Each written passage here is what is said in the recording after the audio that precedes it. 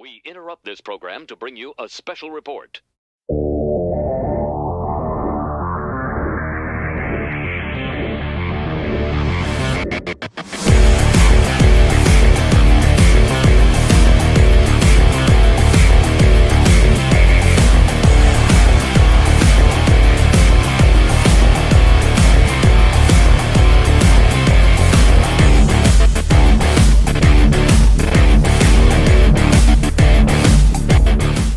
And welcome back to episode 3 of the JEB Board podcast, the only place where you can see Brandon Black's ass for free. So on this episode, we don't have Caleb with us this week. He's trying to catch up on some work. I'm trying to catch up on moving, and Nick is trying to catch up with his body after getting severely scorched in the sun. So what we are going to do this week, since usually on the episodes when we're together, we mainly discuss football, and there's not enough football news to discuss. I mean, they had OTAs, and that's about it. Seen some interviews with the Chiefs from on ESPN. Go figure that they're interviewing the Chiefs, and then something about Stephon Diggs and his extracurricular activities. But since we don't have enough news, what we have decided to do this week is bring some topics to the table that we have been waiting to get off our chest. So what we're going to do here is go one at a time and kind of, say whatever it is that is irking us, and then everybody else is going to respond to that. But go ahead, Kyle. Yeah. So what I want to talk about is the future of college football making a super conference with two different leagues. It's going to be your traditional Power 5 schools with your G5 schools. So the reason I say that is right now, especially with what they just did with the playoffs, conference championships don't matter. You're seeing the trajectory of college football go with the SEC and Big Ten as being your main conferences, and I see them just merging. It's going to make more money for both of them, and it's also a way to push out the G5 schools itself. They don't really respect them at the moment, anyways, and it'd be easier just to have them in that own conference. What's funny? Kyle, is this a prediction or is this your wishful thinking? I think it's more of a prediction. I really do. I don't see conferences being a big deal in football anymore. I really don't, especially with the playoff format. They don't matter. Conference championships don't matter. And tell me I'm wrong on that, because right now you have two conferences saying we're going to automatically get 4 spots when we move this to 16 playoffs, and there's nothing you can really do about it because we're the big dogs. Well, what I see within 10 years, none of these conferences being there for football only. I I can't see why they would keep them around. And it's also easier to move from your bigger conference, your Alabama, Georgia, that conference, from your smaller ones like South Alabama and Troy.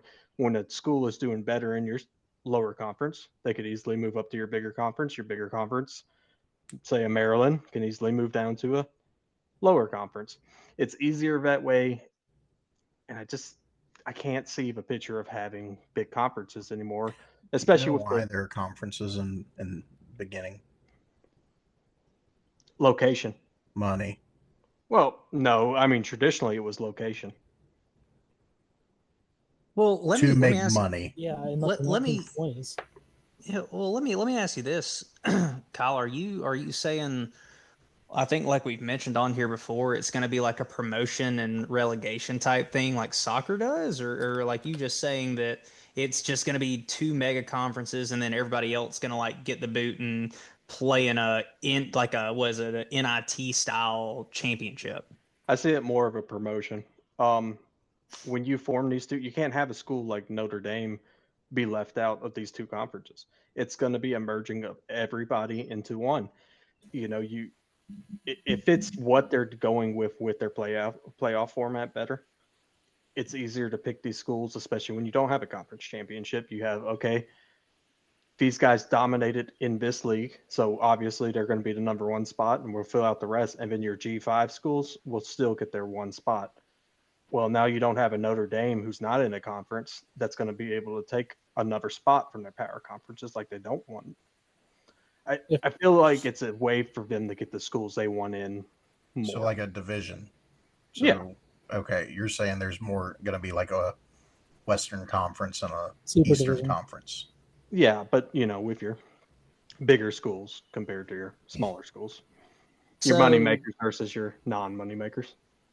So my thing about that is that I could still see, even in 10 years, the small conferences still being around, because there's some of these schools that know they can't compete with Bama's and Ohio States and Texas's and stuff like that. You got the schools like in the MAC, like Toledo, and then you've got schools. Well, Tulane has been up there, but just these smaller schools that know they can't compete in money or recruiting, or they have nothing to bring to the table when a guy's getting or in recruitment or with money. Let's just say that. So how do they get a lot of their money? Yep. They sell themselves off to play against the LSUs and the Bamas and the Ohio States.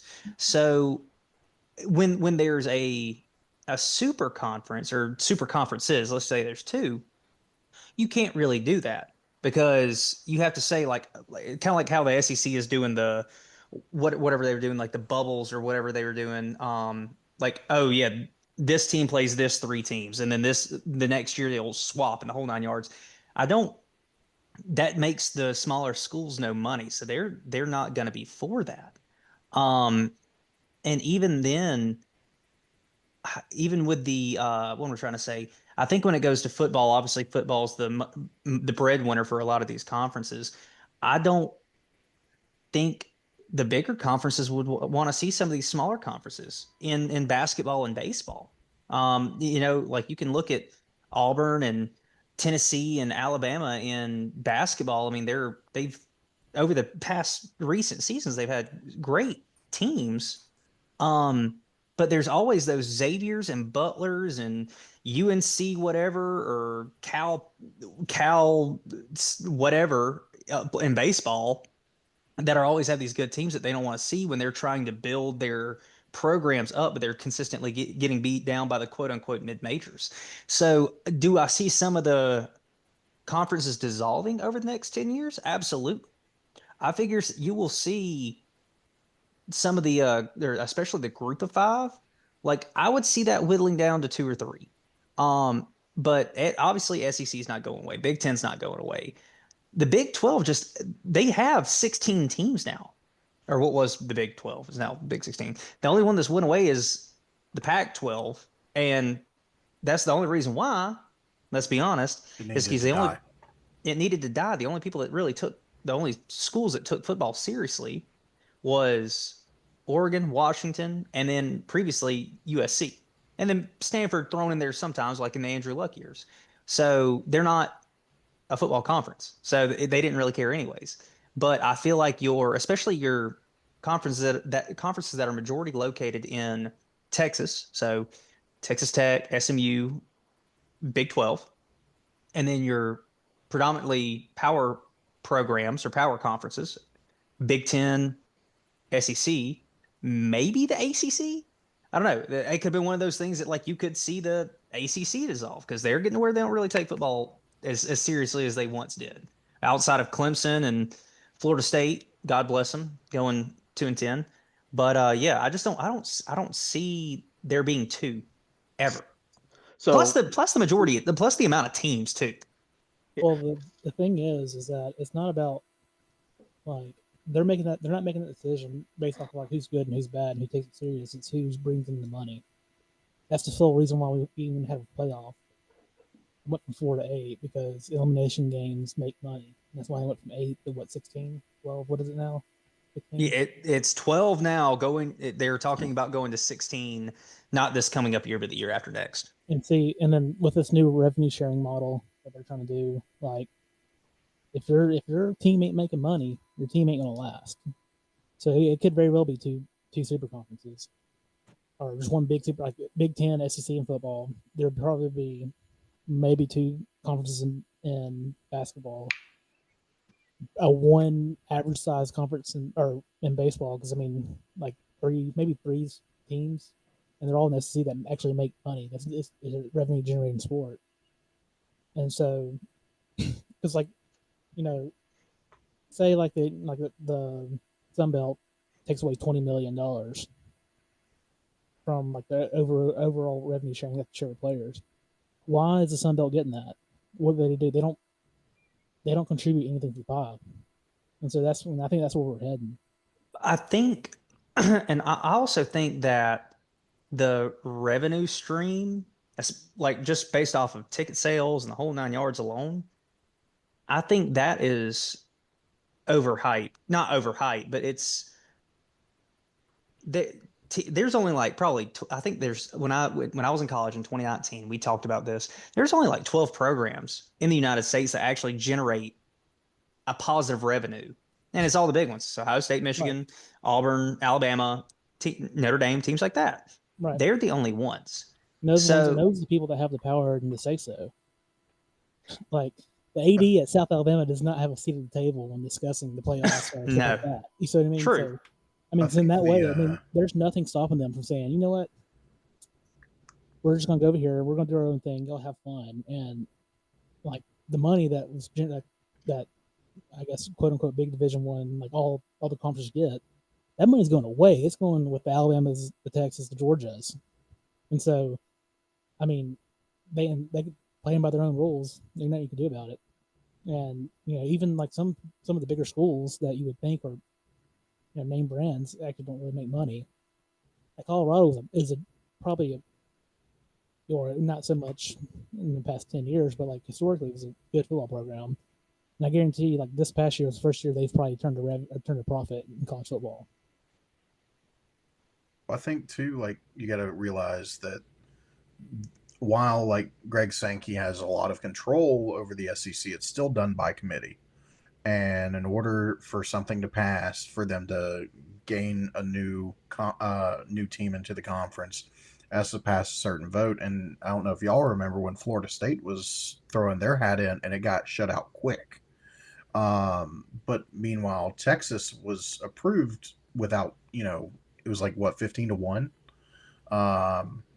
So I mean, you got to look at it that way of like kind of piggybacking you on the revenue point. Like I don't think like I could not see the 16 head coaches or ads or whatever from the SEC just saying, yeah, we're cool with going to the Big Ten or like combining, and vice versa, because I think there's still that pride and competitiveness of like, oh, the SEC is better than Big Ten. Well, oh well, the SEC was 2-5 in the playoffs this year, so it's like, how would you say that? I think there's still that competitive drive. Plus, there's 134 D1 programs in college football. So like, even if we took the majority, say 70, that's 70 different programs that are left out. And so I just took a very average South Carolina, their average viewership per game over the last 5 years is 3.27 million viewers. That's a very middle, like imagine what an Alabama or a Ohio State's getting. Like I don't think they could afford to do that and basically negate and say like, oh hey, Vandy, you can go have fun, playing your season. It's completely meaningless. There's no chance of a Cinderella. Nobody's gonna watch, and all of a sudden you're cutting your arms, your legs, your waist, everything out from underneath you to sacrifice to try and go to the NFL. But at the same time, like college is bringing so much more money than the NFL. So why would there even be a season besides the couple hand selected teams? It won't work. I guess. Well, my thing is, my last thought is like they're not making it because of football or sports decision. They're making money decisions. That's what drives their decision making since NIL is a thing. It's all about money because money comes power and all these. And Greg Sankey might seem like he's trying to do the noble thing, which I think he's been very, very noble and considerate to everybody, and not just taking the ball and going home. But like, they're not making it to make college football better. They're covering their own ends, making sure like their program survives. So I think to get to where this is going to happen, two things would have to happen. And let me just say real quick too, I don't think the super conferences would happen for basketball, baseball, things like that. That would stay standard. I think what would have to happen is football itself would have to leave the NCAA and keep the other sports. And I think that's very possible. I would agree with that. Yeah. And the second thing that would push this is Congress itself putting a limit on NIL. And if you can't hit that limit, you're going to end up in the bottom conference compared to who would be in the top conference. JEB Board takes on politics. Well, it's a related thing now. I mean, it's true. Well, and we'll just end it with this too.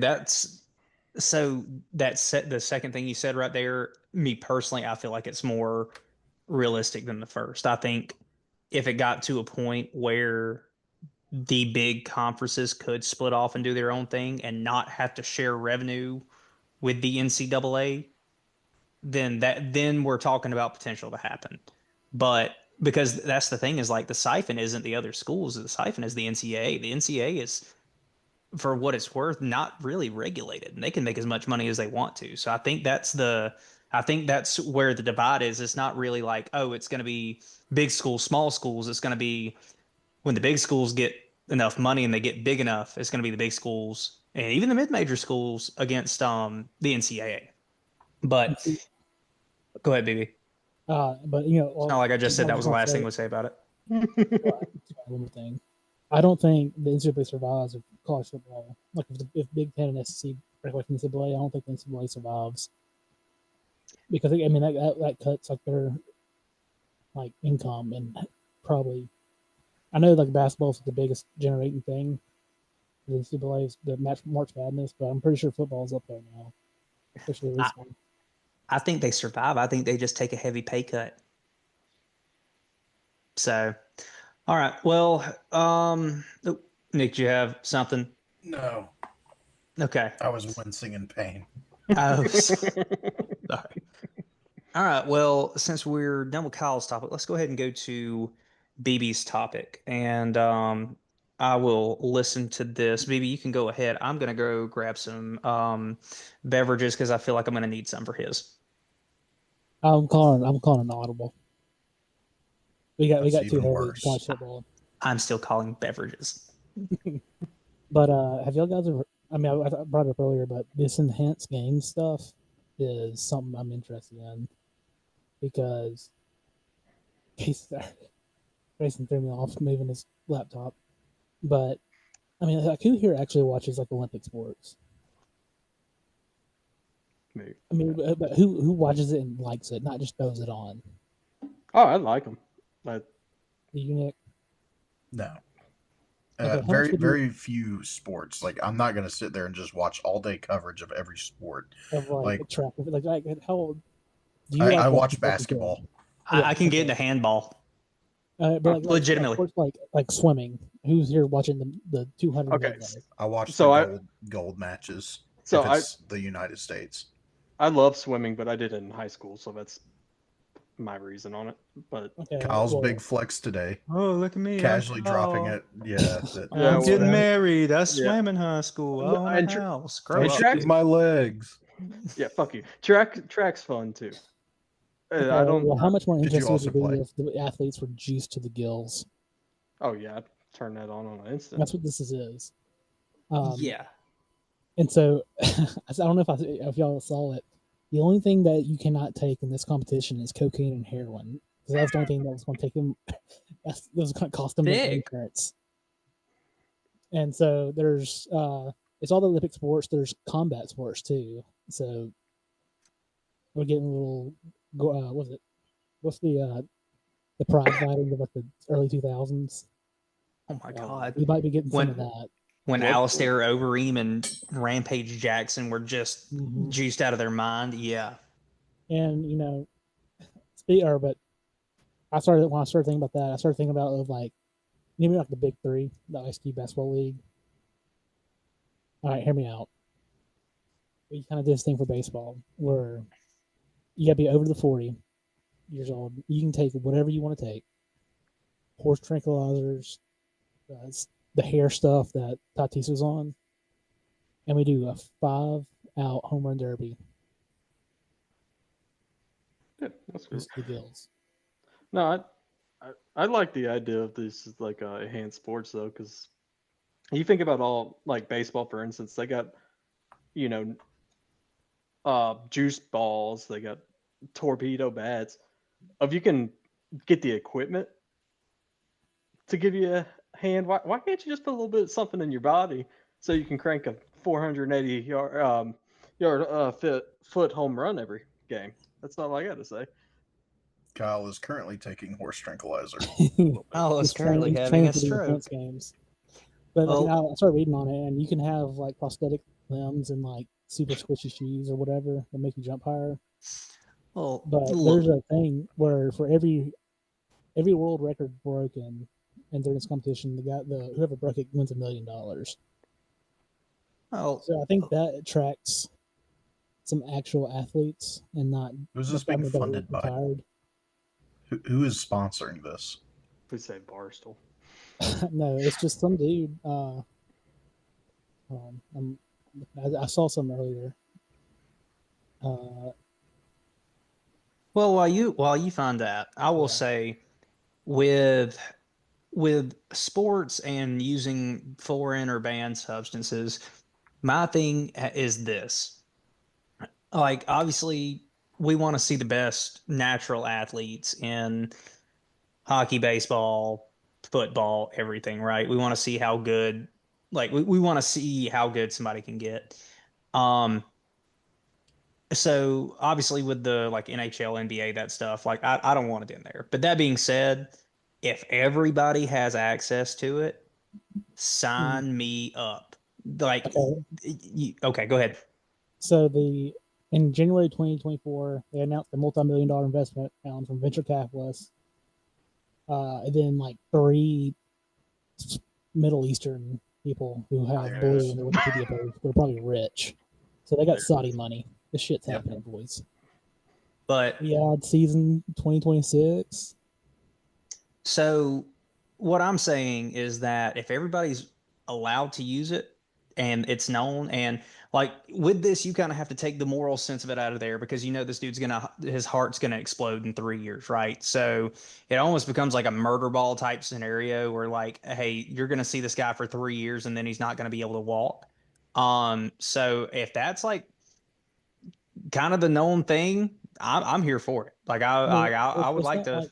It's not like the people force them to take it. They're doing it. They know what they're doing. Yeah, that's what I'm saying. It's like it's if they're like, oh yeah, like I played football in high school, or I played baseball in high school, but now I take 4 pounds of tren per day, and it's like, okay, well, hey man, go play third base or DH. Watch this 130-mile-an-hour fastball. Yeah, like I want to see somebody's arm hit the catcher's mitt before the ball. Like if that's the case, like give it to me. I'm here for it. Like when it comes to like the moral sensitivity of it, it's like that's what the MLB is for. But the enhanced games of like, hey, if you're willing to watch it and y'all are gonna do it, hell, I'll watch it.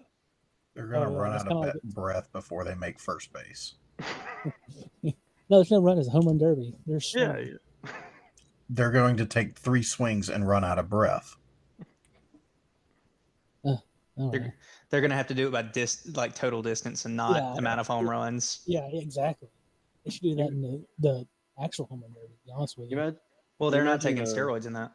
Yeah. You imagine the flag football part of that with like Tariq Hill on steroids That's going against some dude. All they need to do is take one of BB's Vyvances and they're solid. Yeah, they're locked in. I don't take Vyvanse. I raw dog life. Just straight up nicotine and coffee. I hope that's the caption for this video on YouTube. All right. Well, since we talked about the juiced out athletes, Nick, what is your topic? The state of Dallas. Not like the geographical state. I'm talking about the overall being of the city. Okay. Is this a Or- discussion or is this a rant? No, this is I don't get what your opinion is on this. Are we ranting? Dallas. I'll get to the stars in a second. So first off, you got Nico, whatever is. Harrison. I'm trying to keep this low on editing. He traded away Luka. Everybody's like, "Oh, you're stupid," in a very nice way of putting it. So you had all that debacle, and sure, they're about to get Cooper Flag, but the Mavericks, they were not a bad team. They just made the Western Conference Finals, or the Eastern, whichever one. So they're pretty. BB, shut up. They're pretty solid, and they were continuing, trending in the right direction. Then you got Dallas Cowboys. Same thing. It's like, oh, they're one of the best regular season teams, and they're about to make a deep run in the playoffs, so it looks like, and then they fold. And then you have Dallas Stars, 3 straight Western Conference Finals, and we're about to lose our 3rd straight Western Conference Finals. Pete DeBoer, in his last 7 years, he's only missed the playoffs once. Pretty solid for a head coach. 6 of those 7 years that he did make the playoffs went to the Western Conference Finals. Guess what? He has yet to win the Western Conference Finals. 6 out of 7 years you make the conference finals, and you lose. And it's just like, how much edging can we get? How far can we get? It's so bad. It's so bad. How does the city of Dallas, all of the sports programs, not just one of them, all of them are the exact same? Like, what kind of anomaly is this? There's the discussion. Well, to go back to the Mavericks, I mean, yeah, they traded away Luka and they're about to get Cooper Flag, but everybody's like overlooking the fact they're like, oh yeah, this is going to be their starting lineup. You got Kyrie Irving and Anthony Davis and Cooper Flag's going to start and Davis Gafford, and like, okay, well, Kyrie Irving just tore his Achilles, ACL? Yes. At the end of the season? Yeah, he Yep. tore his Achilles at the end of the season. Okay, so he's going to be out for 8 months. Anthony Davis is made of glass.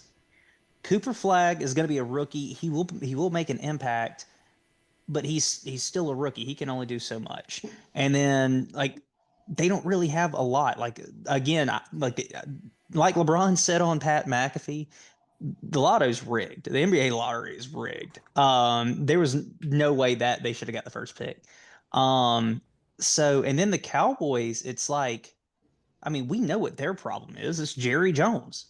Like their problem is that he tries to go and sign like the big name stars, or we're just one. It's like what we've talked about with the Saints being one quarterback away.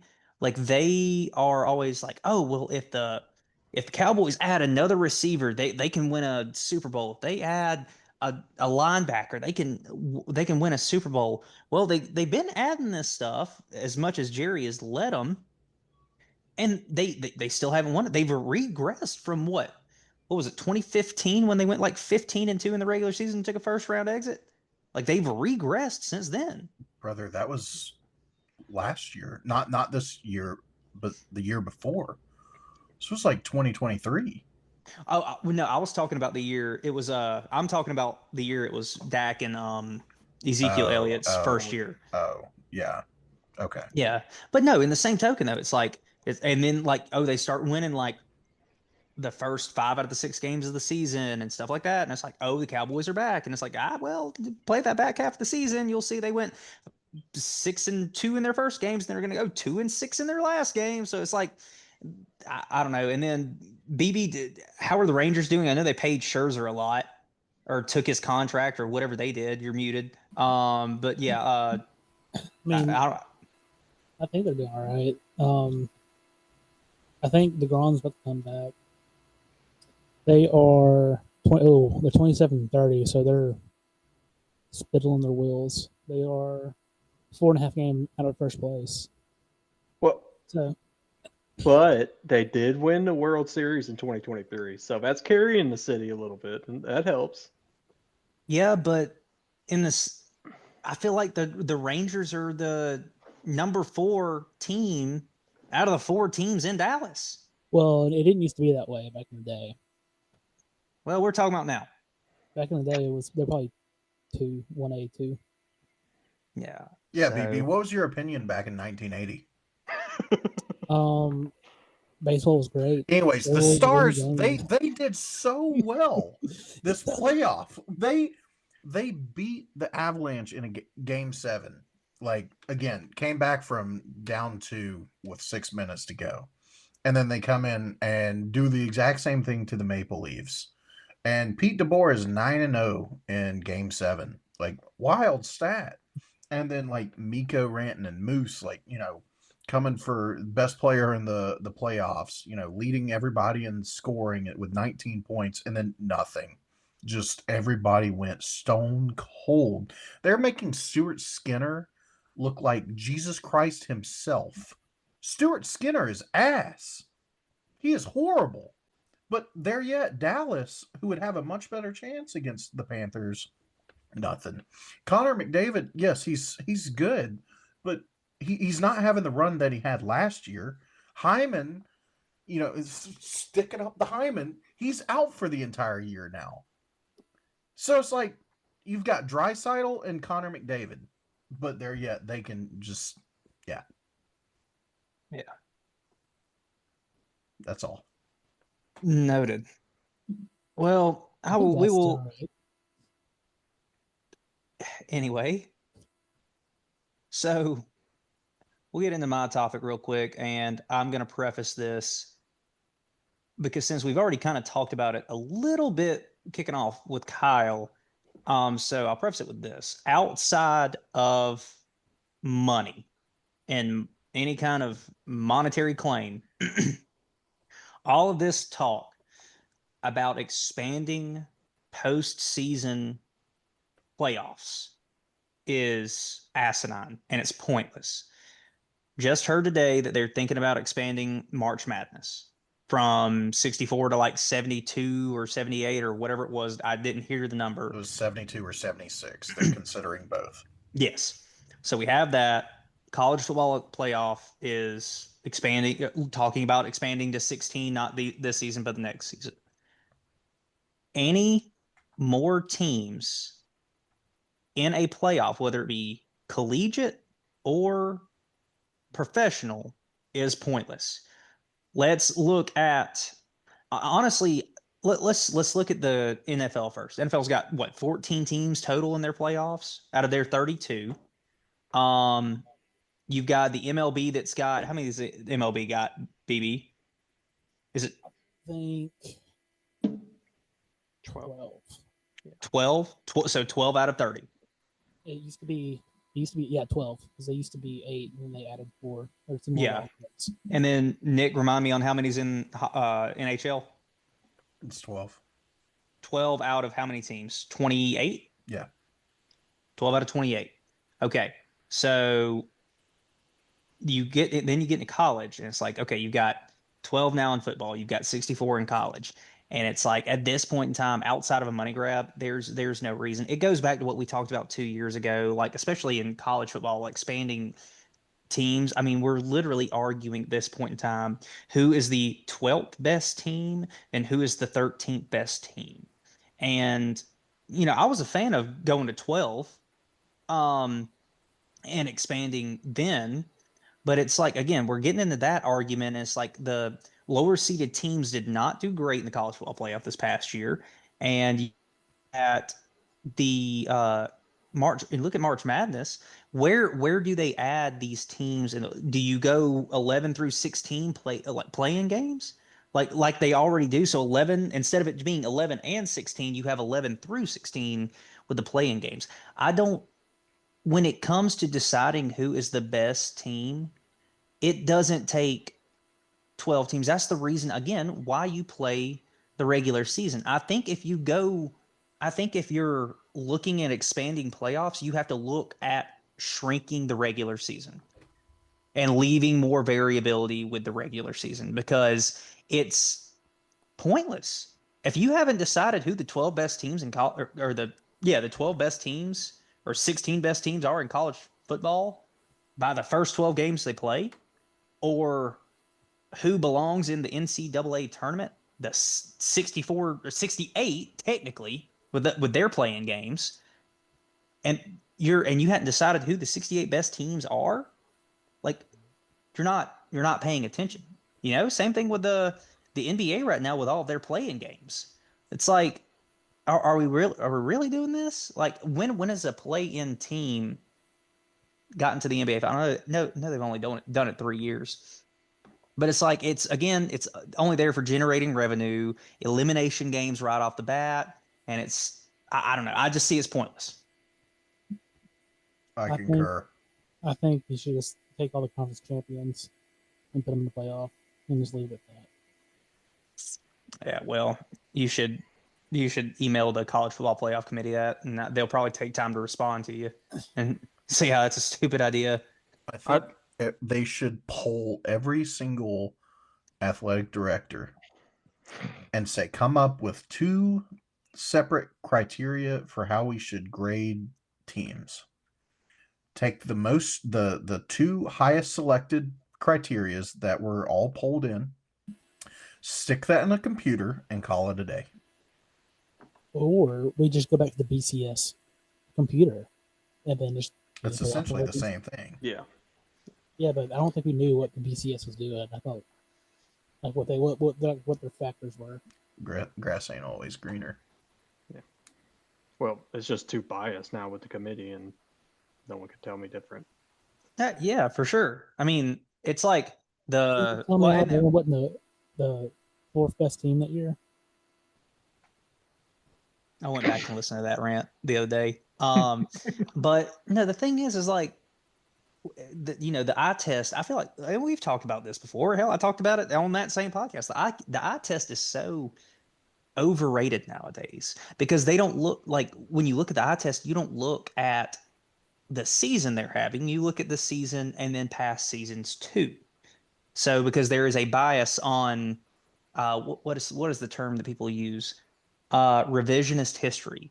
It's like, oh, well, this team was really great for the past 3 years. Oh, well, they lost to this team that y'all are trying to match them up against this year in the college football playoff and XYZ. So it's like I said, the eye test, I'm not a fan of. I actually kind of like the idea of going to a BCS model for who your 12 teams are. But back to the original statement, it's like, I don't really see a point in expanding any kind of playoffs at all. Like, there's no reason. I don't understand why they're so quick, though. It's like, we just had the first season with 12 games, and we are already, because Lane Kiffin is screaming, saying, even though I couldn't win 10 games or 11 games, like, hey, we should still be in, because we would have a chance to upset somebody, because you're still middle of the pack. Of course, you're the best 15 team. You're always the same number 15. Like, that's where you stand. And it's literally him bitching. And now we are already looking at changing something after 1 year. I didn't think this year was that bad, because you had Arizona State going that little bit of a run. You had Notre Dame in the championship game. So it's like, who expected that? And so I think you have to give it time, because like everybody was like, oh, well, you had Boise State, you had a bye, and they didn't do anything with it. And they got, killed by Penn State. Well, brother, it's been 1 year. You got to give it time. Like the first, March Madness wasn't a massive upset. Like that's the whole point of it, is because you have these Cinderella runs, but it's not going to be every single year. So you can't discredit what happened last year because it's like, oh, well, just didn't work out. It's like you tried it 1 year, and you still had somewhat of a team that nobody really expected, based on past success in Notre Dame. It's like, oh well, I didn't expect to see Riley Leonard being the starting quarterback heading into the national championship. Right. Hey, Grayson, would you make any playoffs like in any sports smaller? Would you shrink any of them? Let's see. I mean, March Madness, no, because 64 teams is a classic, or 68, I guess, at this point. I mean, honestly, the only thing I would do there is change it to actually 64 and get rid of these playoff or play-in games. Like, for example, North Carolina this past year, there was no reason for them to be in a play-in game, so get rid of that. I don't hate the college football playoff now. With the four buys out of the best, quote unquote, four best teams. Don't hate that. I know there's been talks about changing the model of the NFL playoff. They voted it down. They voted it down. Yeah. Yeah, I wanted it to stay the same, mainly because the Buccaneers will get the 4 seed then. But I like the model. It's like if you're number 4 team, your number 4 team has to play your best non-division winner. So, like, I don't really see a problem with that. MLB, I don't really see a problem with. The NBA, I get rid of the playing games. I mean, Yeah. it should just be, honestly, I don't hate the fact, outside of the rest versus rust conversation, which goes one way or the other based on what happens. Like, oh, well, this team gets a rest. This team got to rest and they won their series in 4 games, or this team was on a rest and got swept. The rest versus rust is just whatever the outcome is. I wouldn't hate the NBA cutting down 2 teams on each side, making it 12 instead of 16, or maybe even 14 instead of 16, just so your best teams with the best record, i.e., would have been Cleveland and OKC this year, would have gotten. I know you get home court advantage up until the finals, then it's best overall record, but give yourself or give your best teams in each conference some kind of reward. So yeah, I mean, outside of that, like I said, I wouldn't really change much now. I mean, it would just be literally just adding or taking away 2 to 4 teams in each of it. I think the only thing I'd change, well, I definitely do what you were saying with the NBA. That's ridiculous. But I think I would change in the MLB, instead of the wild card weekend being best of 5. I would like to see that go to best of 3. It is best of 3. No, not the wild card. The next one, the fucking Divisional series. Divisional? Yep. I would like to see that go down. So I would like to see either them go back to 8 teams or have a minimum win threshold instead of like. I think you should win like around 85, or we'll call it 85 to 90 wins to be made to the playoffs, because like baseball is so random that I don't think it truly represents how the season went. The teams got hot at the right time. You know what I mean? well, correct me if I'm wrong too, but the MLB, like, once their bracket is set, it's set. Like they don't. Well, what I'm saying is, like, the highest seed, so like the 1 seed will not play the lowest automatic seed, correct? Right. They play the winner of their bracket, like whoever won the wild card game. They changed it like last year or something. Okay, because that was another thing I would say changes, because that's what the NFL does, right? They basically, like, highest seed plays lowest remaining seed. So if the 7 seed was to make it out of the first series, then the 1 seed would play the 7 seed. Like, that's if the MLB does not do that, I would like to see them change to that format, because I feel like, again, you have to reward your regular season winners for some kind of like for doing well in the regular season. Yeah, actually, it doesn't make sense because it says right here the NL 1 seed will get the winner of the 5 and 4 seed, whereas the number 2 team will get the winner of the 3 and 6 seed. So they don't. Yeah, so it's set. It's set. It's set. Yeah. So I would like to see. So if the 6 advances, I would like to see the 1 play the 6. I feel like would be normal. Like that's what the NFL does, because the NFL isn't set until every game is played, because they'll say like, oh, if the Ravens have the 1 seed, it's like, oh, well, the Ravens will play the winner of the either they will play, I don't know, the Saints, who are the 6 seed, or if the 3 seed wins, then they'll play the winner of the 4 and 5. Yeah, I don't think that. Yeah. So, all right. Well, I think that wraps up season 2, episode whatever this is, 3, I guess, of the JEB Board podcast. Everybody go like and follow us on our socials. This is 4. Yeah. Are we counting Baseballtism as episode 3? It's 3. All right. Well, everybody go follow us on our socials, and until next time, everyone, don't get hard counted.